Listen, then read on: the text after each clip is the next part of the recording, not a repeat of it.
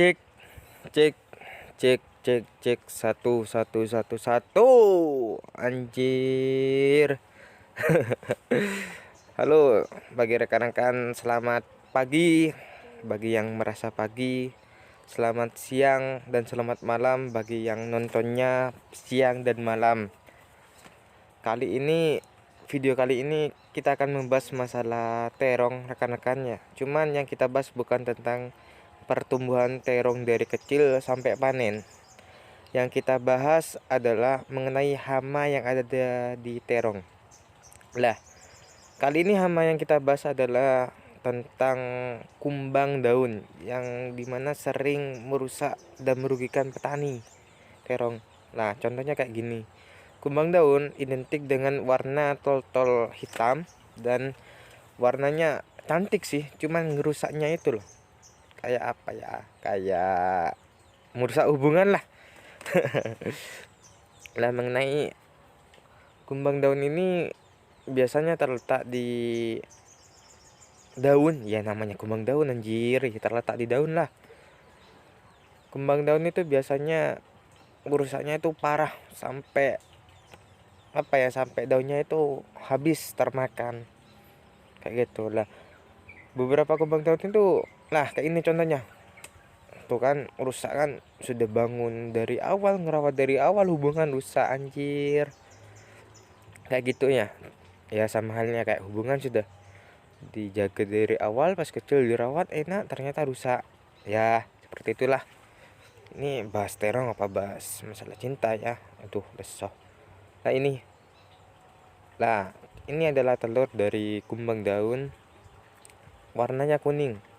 Biasanya kalau telur kumbang daun itu terletak di bagian bawah daun. Itu kuning. Biasanya kalau sudah telur itu netes, itu warna kuningnya agak pudar. Biasanya. Dan ini ada nyampe kalau berkisar 30-an sampai 50. Cuma nggak lebih sih dari 50 per satu ekor kumbang. Lah, kayak gini sih bagus sih, cantik. Cuman kalau pas sudah netes, waduh, ngerusaknya itu ngerusak parah. Nah, ini contohnya kayak kalau sudah netes kayak gini. Kumbang daun kalau sudah netes. Nah, ini sudah mulai besar.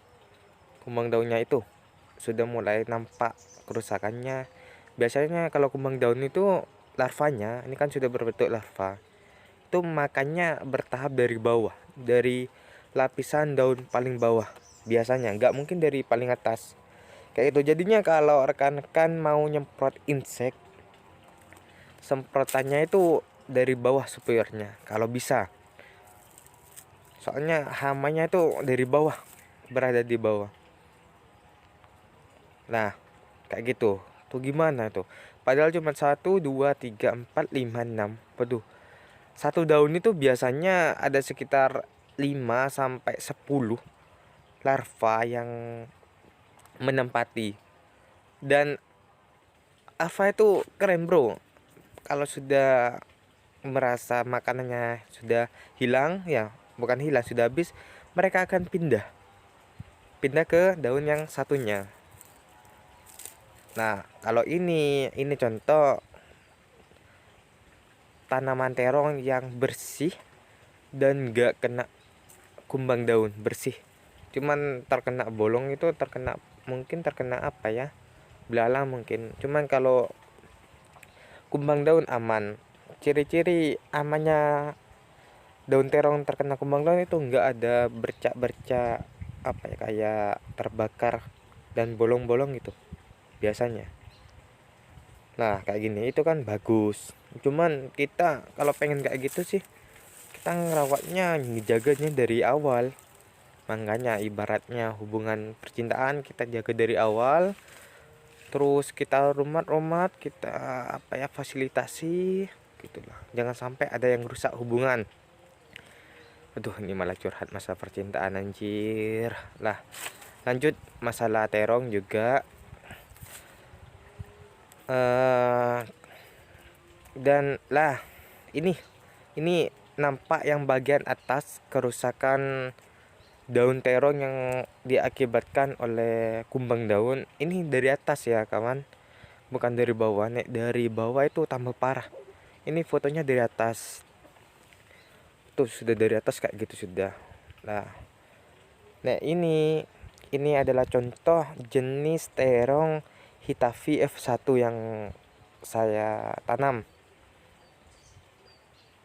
Kayak gini. Ini biasanya apa ya, yang paling disukai sama orang-orang pasar kayak gini. Jenis Hitachi F1. Buahnya itu nggak besar, nggak panjang, cuman sedang. Kelebihannya katanya masyarakat itu setelah beli jenis Hitachi F1 itu biasanya kalau di pasar itu sampai 4 sampai 5 hari itu tetap tetap seger. Kalau pas dipotong itu tetap kualitas itu tetap nggak begitu nurun kualitasnya.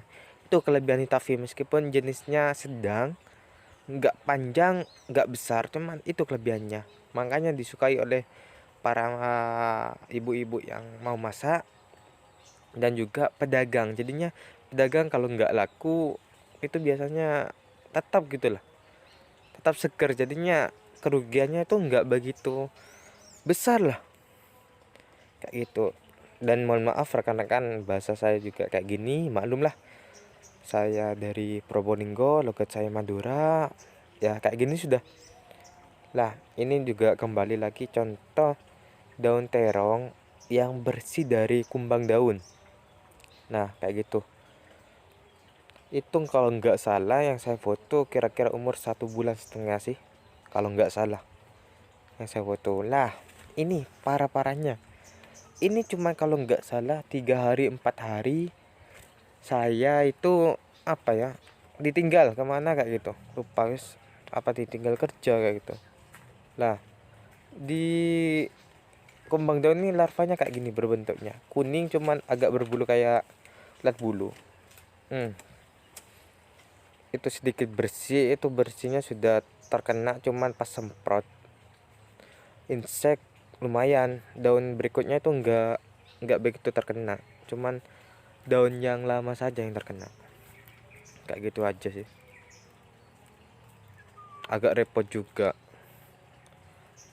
Nah itu nampak di bagian bawah kerusakannya luar biasa. Makanya nih kalau hubungan wis kalau rusak sulit untuk memperbaiki wis.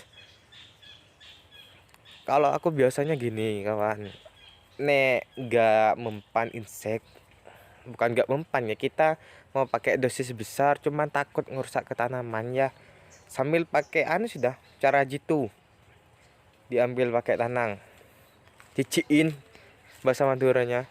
Nek Madura, nek Jawa nggak tahu wis lah. Nek besar kayak gini, larva kumbang daun nek besar kayak gini tambah ngeri ya, warna kuning terus berbulu identik kayak ulat bulu, cuman nggak gatal meskipun itu nanti apa ya, dipencet-pencet. Misalnya kita ambil, kita pencet petes bahasa Maduranya ya, tetap tetap nggak gatal ke tangan, paling kun baci lah. Nih jenis Hitachi kayak gini punya saya kawan, bisa lihat sendiri kan. Lah ini bukan punya saya, cuman saya bantu nggak bantuin apa ya, kayak bantuin memberi saran saja lah. Ini petani di daerah Probolinggo ini biasanya kalau tanam terong di satu lahannya itu ya, satu bahasanya Probolinggo itu satu bedengan itu biasanya ditanam satu pohon. Kalau tembakau kan biasanya 2 pohon gitu ya. Kalau terong-terong orang-orang masyarakat yang bukannya belum pengalaman sih, maksudnya belum kenal pestisida lah, pasti tanamnya itu 2. Setelah ditanya kenapa nggak tanam satu, rugi katanya. Padahal kalau kita lihat lagi, kita ngecek lagi, kerugiannya itu yang tanam 2. Kerugiannya itu yang tanam 2 lah. Kenapa? Kita pertama dari segi angin lebih masuk, lebih luas, jadinya ke pohon tuh lebih enak. Terus kedua, akar tuh lebih berkembang, lebih masuk ke sana lebih masuk ke tanah untuk nyari protein. Protein memang daging, protein bukan ya, maksudnya vitamin lah. Ini vlog agak-agak gila.